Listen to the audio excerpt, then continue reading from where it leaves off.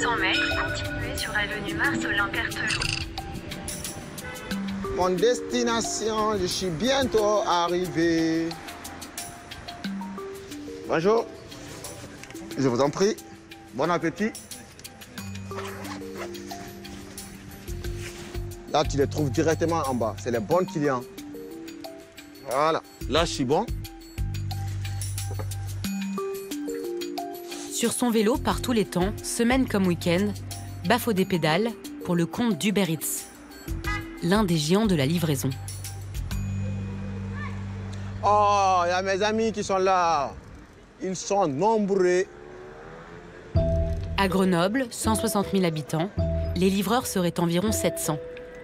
Un chiffre en constante augmentation. On attend le commande. S'il y a une commande, s'il donne à quelqu'un, ça sonne, il prend et il s'en va. Après, dès qu'il livre, il revient ici encore.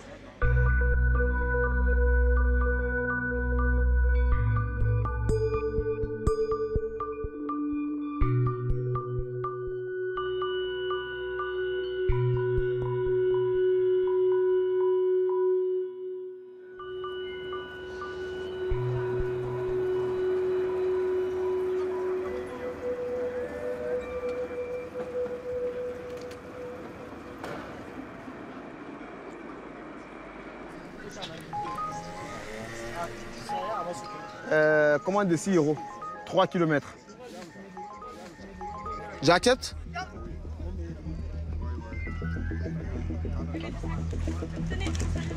Merci. La ponctualité est la clé du métier de Bafodé.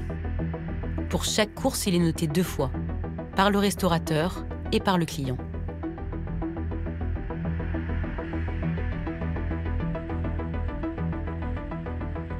Surtout, il ne faut pas que la nourriture soit froide, parce que s'il est froide, le client peut se plaindre. Ah, s'il se plaigne, tu risques de perdre de points, parce qu'il va te mettre à une mauvaise note. Si sa moyenne baisse trop, la plateforme peut décider de fermer son compte sans plus de justification. Pas de transparence non plus pour le tarif des courses. Il est fixé par un algorithme. En 2 ans, les livreurs disent avoir perdu 30% de leurs revenus.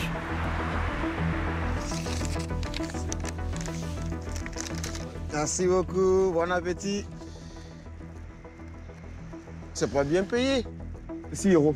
C'est pas normal. C'est pas du tout normal. Mais on n'a pas le choix.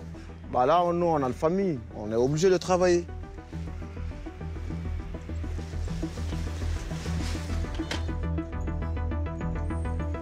Eux ne nous considèrent pas.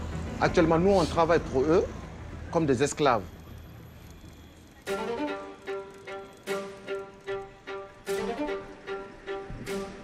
À vélo ou en scooter, les livreurs ont envahi les villes européennes.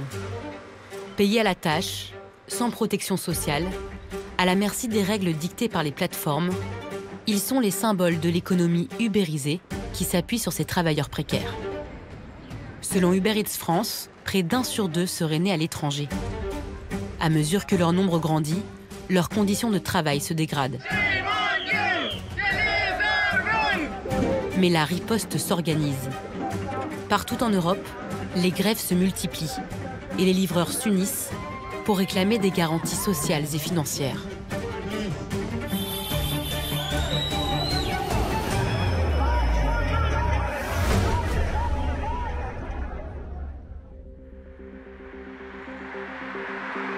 À 20 minutes du centre de Grenoble, Je suis en train de laver Omar là. les journées de Bafodé commencent tôt. À 20 ans, il est père de 2 enfants. On va partir à l'école. Comme il travaille le soir, il en a fait sa routine. C'est lui qui s'occupe des garçons le matin.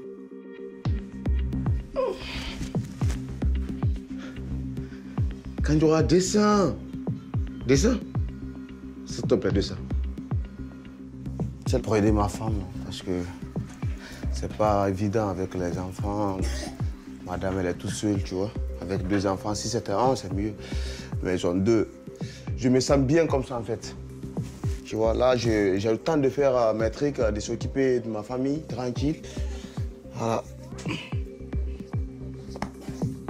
La journée, son épouse reste avec Kanjoura, le petit dernier. Prends ta veste. Oumar, l'aîné, va à l'école depuis cette année.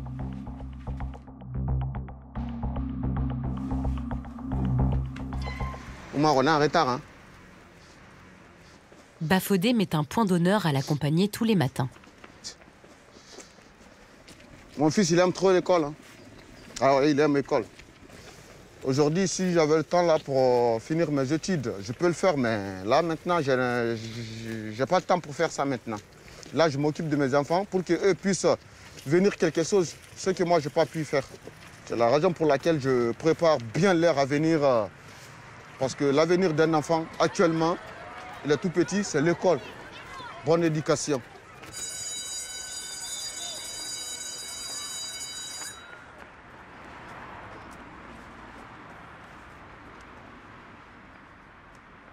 Bafodé a quitté la Guinée à 15 ans. Son périple l'emmène alors à travers le Mali, le Niger, la Libye et leurs prisons. Puis il affronte la Méditerranée sur une embarcation de fortune. Ils ont appelé directement les secours. Les secours, on les a vus venir vers nous. Après, tout le monde a commencé à pleurer parce qu'on ne savait pas si on va s'en sortir. Ils nous ont jeté les gilets. Après, ils nous ont fait monter dans leur bateau. C'était le 1er août. Je me suis mis le pied en Europe. Le 1er août 2016. J'étais très, très content. Je voulais venir en France parce que tous les Guinéens parlent français. C'est la France qui nous a colonisés. Tu vois, si je dois rentrer dans un pays, c'est la France. Je ne connaissais pas Grenoble, mais j'ai mes amis qui m'ont dit, viens à Grenoble.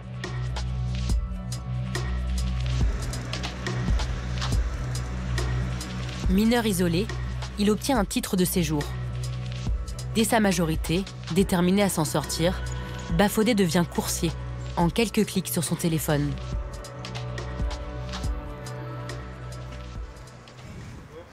Bonjour. C'est quel nom, s'il vous plaît?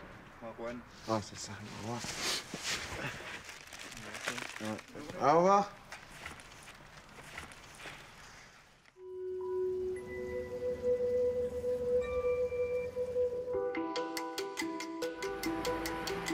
Sur les berges de l'Isère,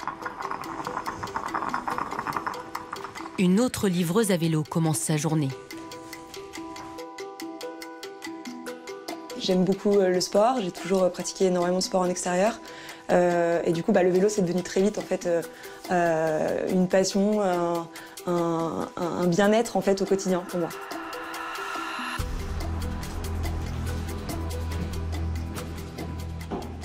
En fait, c'était plutôt l'appât du gain au départ qui m'a attirée et aussi la flexibilité que ces plateformes proposaient. C'était je vais faire du vélo, je vais travailler comme je veux et je vais gagner assez bien de l'heure, c'est super chouette. Sauf que très vite, je me suis rendu compte en fait que je m'étais fait un peu avoir. C'est la flexibilité que l'ubérisation vend, mais derrière tous les avantages sociaux du salariat, on les perd. Donc en plus, si on est sous-payé pour ce qu'on fait, ça devient vraiment très dramatique.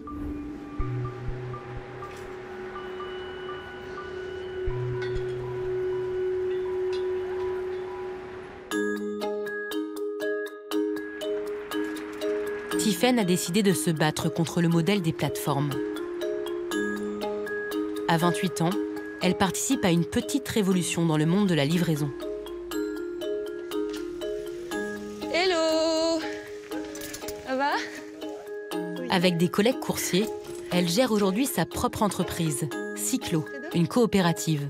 Ça va? Il y a du café? Très cool. Livraison de repas ou de courses en un temps record, les missions de Cyclo sont les mêmes que celles des grandes plateformes. Mais ici, un détail change tout. Les collaborateurs sont salariés.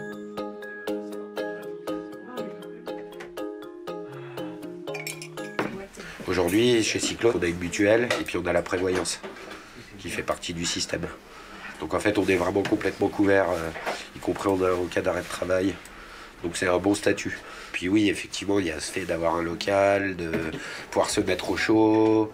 Le Deliveroo, son bureau, c'est vraiment la rue.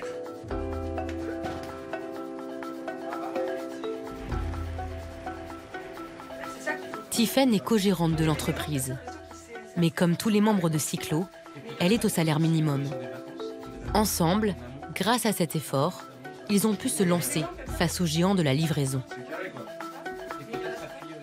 On rigolait par rapport au fait qu'on était fous de créer une alternative à ces plateformes. Donc fou en anglais, c'est sick. Cyclo, c'est un peu David contre Goliath. Pour moi, c'est essentiel de recentrer, on va dire, le travailleur au sein de l'entreprise et qui participe à son développement. Pour moi, c'est normal. Ça devrait l'être. Mais par contre, c'est vrai que c'est fou de créer notre projet pour le côté en fait, où c'est se mettre face quand même à des multinationales. La différence, c'est que derrière la plateforme, ce n'est pas une gestion algorithmique qui gère les commandes, c'est donc une gestion humaine. Chez Cyclo, la place de la machine est limitée. Ici, c'est Mehdi, le dispatcher, qui oriente les coursiers en ville en fonction des commandes.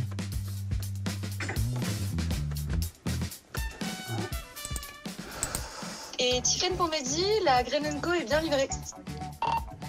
Ok, bien copié Tiffaine. J'ai pour toi, pour la suite, une fitée gourmande à récupérer à 12h50. C'est dans ton app, merci bien. Autre règle de la coopérative, tous les membres continuent à pédaler. Fondée il y a 3 ans, Cyclo est un succès. L'entreprise a changé de braquet grâce à la pandémie.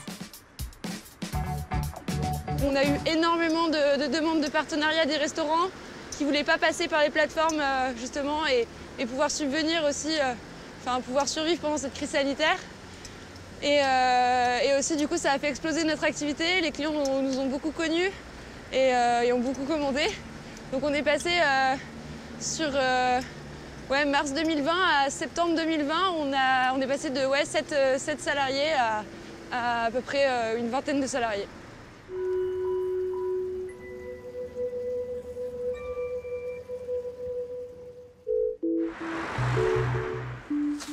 Avec la pandémie de Covid, la demande de livraison a explosé et le marché s'ouvre à de nouveaux acteurs. À 26 ans, François est un pionnier de la restauration digitale.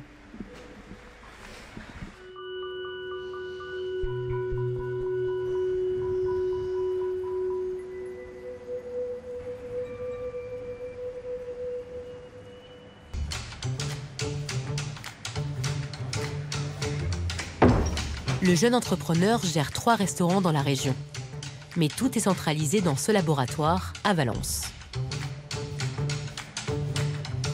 Alors c'est ici qu'en fait on fait toutes les préparations qui sont nécessaires à l'envoi pour les cuisines et ensuite eux vont pouvoir faire de la cuisson et de l'envoi pour les clients et pour les livraisons.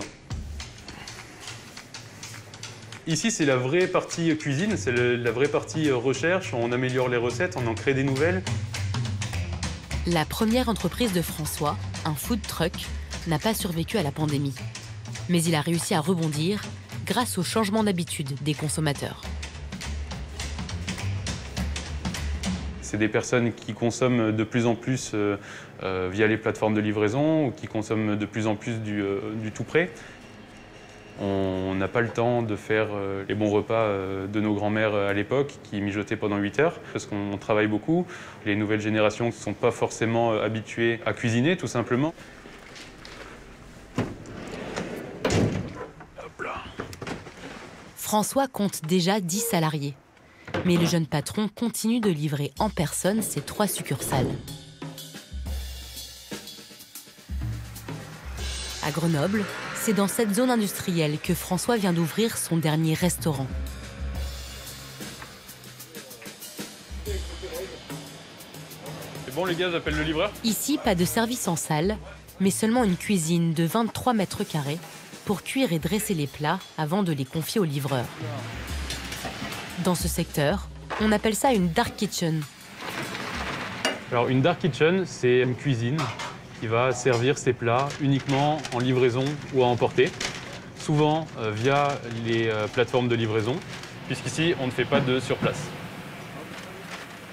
Actuellement, on est complètement dépendant des plateformes de livraison. On fait avec, puisque en fait, c'est pas comme si c'était une contrainte, on l'a choisi. Au revoir. À la prochaine, salut. Luigi, bon courage. Ok. Bonne journée.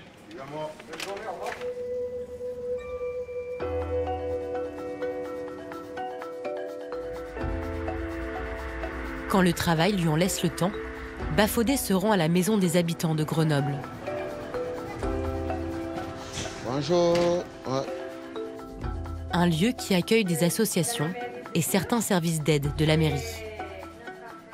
Bienvenue au Café International. Colline est professeure de français. Chaque semaine, elle propose aux étrangers des ateliers de discussion gratuits. Bafodé y a convié des collègues. Il faut que je te présente même parce qu'il va être un de vos élèves. C'est quoi la difficulté? Tu sais pas lire et écrire? Oui, mais je vais lire un peu, je vais écrire un peu. D'accord. Tu as été à l'école un petit peu ou pas du tout? Non, je n'ai pas fait. D'accord. Comme pour Bafodé, le job de livreur est un premier pas dans leur nouvelle vie. Moi, j'ai quitté mon pays parce que j'étais menacé. Finalement, là, on est arrivé, on est en sécurité. Et on a commencé notre intégration. Parce que si tu ne sais pas lire, tu ne sais pas écrire, tu ne sais pas s'exprimer en français, c'est difficile de trouver un boulot. Eh ben, on va organiser bientôt une permanence d'inscription. Et à ce moment-là, tous les livreurs, vous viendrez et je ferai les inscriptions. Ils ont besoin d'un français utile, courant et surtout de rencontrer des gens, en fait, et de faire des liens, de la solidarité. Et quand on trouve des amis, eh ben, c'est plus facile de parler français. Et les gens progressent beaucoup pour ça. Il n'y a pas que le français administratif de la préfecture et tout ça. Il y a un français voilà, d'amitié, de famille qui est important. Face au manque d'infrastructures des plateformes, la mairie de Grenoble commence à agir. 4 heures par semaine, elle leur ouvre désormais une salle chauffée pour recharger les téléphones ou aller aux toilettes. Ça devrait être ces grandes plateformes qui mettent en place des locaux à disposition pour leurs livreurs et leurs livreuses. Et ce n'est pas le cas aujourd'hui. Donc nous, parce que ce sont des habitants et des habitantes de Grenoble, c'est notre rôle de collectivité de pourvoir à leurs besoins. Bafodé ne manque plus une occasion de faire connaître ses conditions de travail. Les plateformes, ils ne nous donnent rien. Il faut acheter. Ils vous donnent quoi, la veste quand même et juste le sac et c'est tout? Juste le sac. Et puis c'est pas gratuit, j'ai acheté à 60 €. Le sac? Oui. Je croyais qu'ils donnaient ça, moi. Jamais. Et si tu n'as pas, tu es obligé de chercher sur Bon Coin n'importe quel sac qui garde le chaud. Ah, c'est pour ça que toi, t'as pas un sac avec une marque?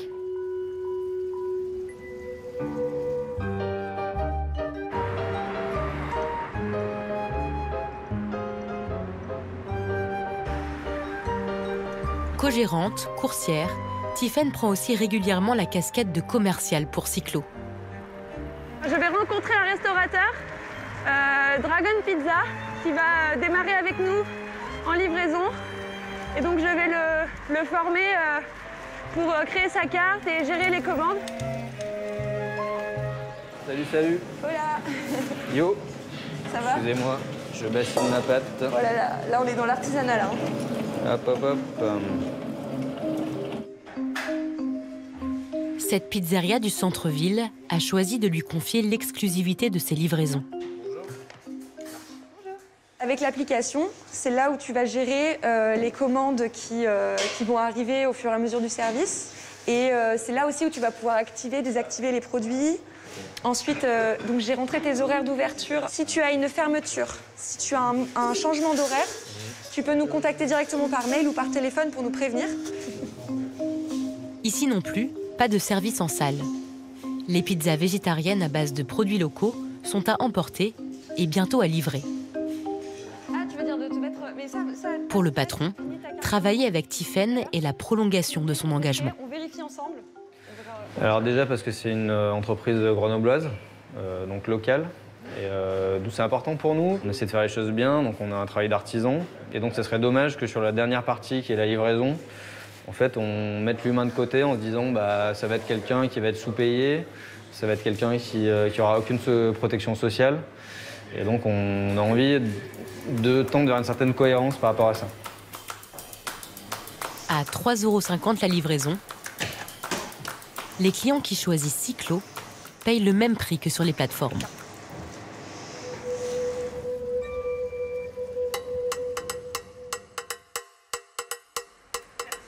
Sur le marché de la restauration en ligne, la concurrence est rude. Mais François surfe sur un tout nouveau modèle. Dans un seul et même local, il cuisine pour 5 marques au style très différent. On a de la poutine, du burger, du poisson frit, du poulet frit. On a des outils qui sont mutualisés, notamment friteuse, plancha. J'ai un restaurant qui a 5 restaurants, donc on dirait plutôt 5 marques virtuelles. C'est des marques virtuelles parce qu'elles existent uniquement sur Internet. Bonjour. C'est qui? C'est chez nous? Dans une petite minute, c'est fait. Dans sa dark kitchen, François connaît aussi la pression du coup de feu. Un client attend sa commande en moins de 30 minutes. L'idée, c'est vraiment d'optimiser au niveau du temps, de faire les choses très rapidement pour que le livreur ait sa commande rapidement. Et ça joue en fait pour vous mettre en avant ou non. C'est un des facteurs qui joue pour vous mettre en avant ou non sur les plateformes. Donc ce qu'on a trouvé comme solution pour ça, c'est que nos frites, on les fait en double cuisson. Vous les avez juste ici. Donc on les pré-cuit le matin une première fois. D'accord ? Et ensuite, ça nous permet, une fois que le livreur arrive, de les mettre en dernière minute en friteuse. Vous voyez, là, c'est le son du livreur qui est arrivé. On va les mettre en friteuse quelques secondes. Dans ces locaux flambant neufs, François n'est pas seul. 4 cuisines sont déjà en activité. Aujourd'hui, de nouveaux locataires viennent pour l'état des lieux du local numéro 6. Donc là, l'électricité, le gaz et l'eau. Donc le gaz, c'est juste au-dessus de toi. Donc le gaz, au moment où on se parle, on est à 0,21. C'est des kilowattheures. Ce commerce florissant aiguise les appétits. Les nouveaux arrivants ne viennent pas du tout du monde de la restauration. De base, en fait, on est issu du e-commerce. On propose des produits à la vente sur Amazon, Cdiscount et toutes les plateformes de vente en ligne. Et pour nous, en fait, on souhaitait se diversifier au niveau des produits qu'on propose et proposer de la nourriture, surtout avec le confinement, ce qui a été une belle tendance, une belle vague pour nous. Ça a été une logique. Et du coup, on va associer ce qu'on connaît, nous, dans le e-commerce, à la nourriture, au restaurant. En louant cette cuisine, ensuite, vous avez le chauffe-eau. Bonjour, monsieur. Ces investisseurs font le même choix que François, être dépendants des plateformes et des livreurs, mais sans s'encombrer de personnel. En réalité, ce qu'elles vous apportent, les plateformes de livraison, c'est de la visibilité, c'est des clients tout de suite. C'est-à-dire que vous ouvrez votre restaurant, vous n'avez fait aucune communication, vous êtes visible, sans pour autant avoir le problème des livreurs. Parce que quand vous avez des livreurs, il faut avoir des clients qui commandent, il faut avoir des scooters, des assurances, des salariés qui parfois ne viennent pas, sont malades, etc. Et du coup, en fait, le restaurant se décharge de ça et s'occupe uniquement de ce qui est essentiel pour lui, c'est-à-dire la nourriture. Allez, ça marche. Allez, bon courage.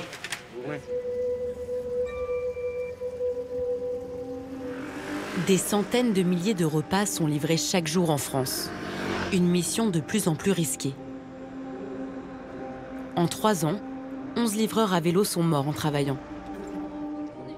Régulièrement, cette association grenobloise distribue aux coursiers du matériel de sécurité. Mettez-le, tant qu'il y a à faire, c'est fait pour, hein. Ouais. Merci beaucoup. Ceci, c'est pour le mettre dans le sac, ça sert à rien. Ça nous intéresse de savoir si vous vous sentez en sécurité sur la route, si je vois une petite grimace, ça veut dire non? Ah, ça veut dire non, ouais. Ok. Parce qu'il y a beaucoup de risques. La voiture, il y a d'autres personnes qui roulent trop vite. Ok. Ils sont derrière, tu sens qu'ils ne sont pas en sécurité, vous voyez? Ils appuient un peu, quoi. Ouais, Ils font un peu de pression? Ouais, c'est ça. D'accord. Bafodé aussi travaille la nuit. Jusqu'à présent, il a toujours évité l'accident. Bonsoir. Est-ce que vous voulez un petit thé? Bien sûr. Est-ce qu'un petit gilet, ça vous va? Ouais, c'est bon aussi, parce que si tu portes ça la nuit, mais comme ça, on vous voit ça bien. brille, ouais. On n'est pas en sécurité quand même. Okay. Ouais, il y a beaucoup d'accidents.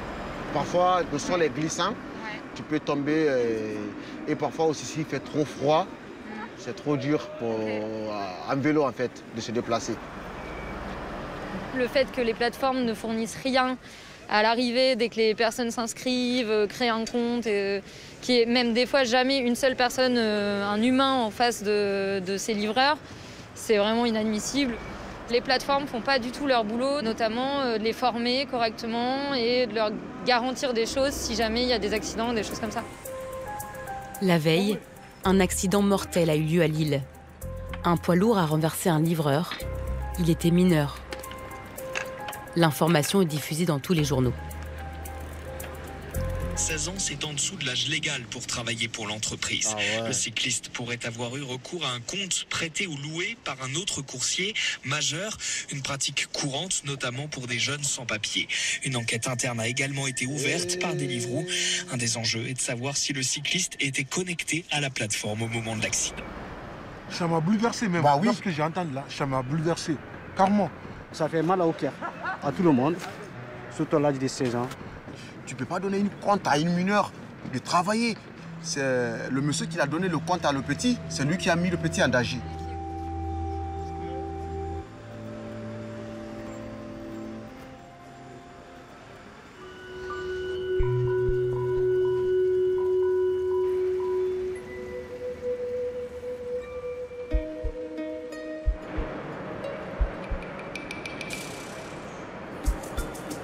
La petite révolution de Tiffaine ne s'arrête pas aux frontières de Grenoble.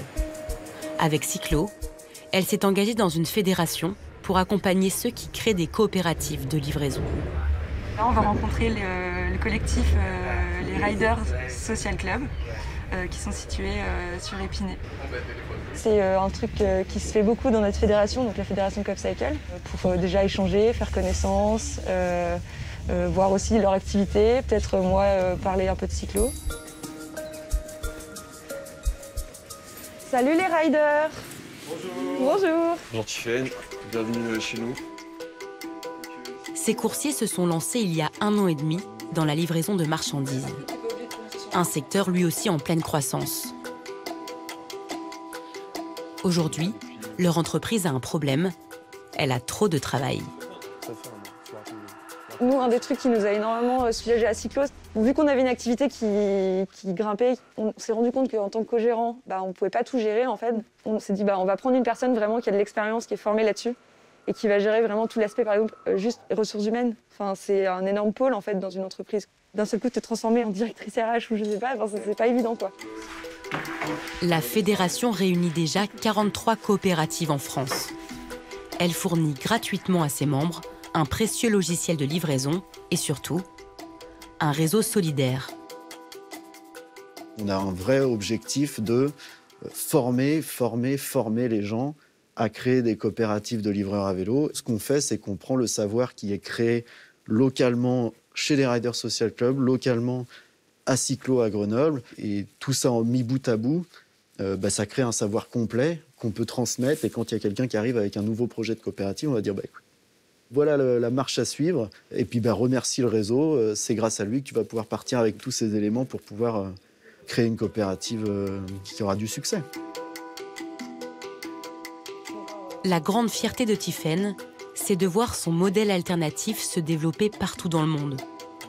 Des dizaines de coopératives voient le jour en Europe, mais aussi au Mexique, au Canada ou en Australie. Mon rôle à CopCycle aujourd'hui, c'est de porter un message en fait, au niveau national, international, qu'il existe un modèle économique différent que celui de Uber et Deliveroo ou que celui de Amazon.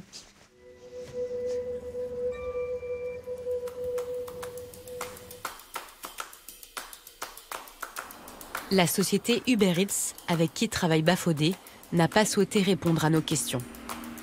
Les coursiers ont souvent la même difficulté. La multinationale a un représentant à Grenoble, mais il ne rencontre les livreurs qu'un par un sur des questions individuelles. Marco, ça va? Pourtant, les livreurs commencent à formuler des revendications collectives.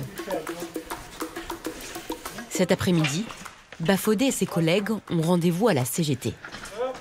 Bonjour messieurs, bonjour, bienvenue. bonjour. Entrez, on va mettre les vélos en sécurité. Tac. Merci. Voilà. Installez-vous. Bonjour. Voilà. C'est la première fois qu'ensemble, ils passent la porte du syndicat. La nouvelle tarification des plateformes les a décidés à passer le pas. Une fois, j'ai pris une commande de 5 €. Ils m'ont rajouté une commande de 75 centimes. J'ai parcouru 2 km pour 75 centimes. Ils s'en foutent de nous. Même si on réclame quelque chose, il n'y a personne qui vient en aide. Difficile pour les syndicats de défendre activement les livreurs à cause de leur statut d'indépendant. Mais ils peuvent prodiguer des conseils juridiques et stratégiques. Okay. Si vous êtes effectivement peut-être plus organisé, plus structuré, qu'on définit un peu des actions sur lesquelles il faut bosser et effectivement se rendre visible et informer aussi les gens à qui vous apportez les livraisons. Il y en a des tas qui ne connaissent pas la réalité de vos conditions de travail en fait.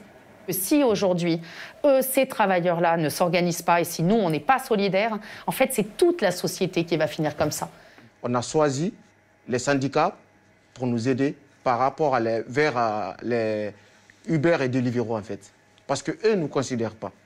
Peut-être ils vont considérer la CGT. Le combat qu'on est en train de faire, c'est pour nous tous. En avril 2022, au moment où la Commission européenne proposait une directive pour renforcer le droit des ubérisés, Deliveroo a été pour la première fois condamné en France pour travail dissimulé. La plateforme a écopé de l'amende maximale prévue par la loi.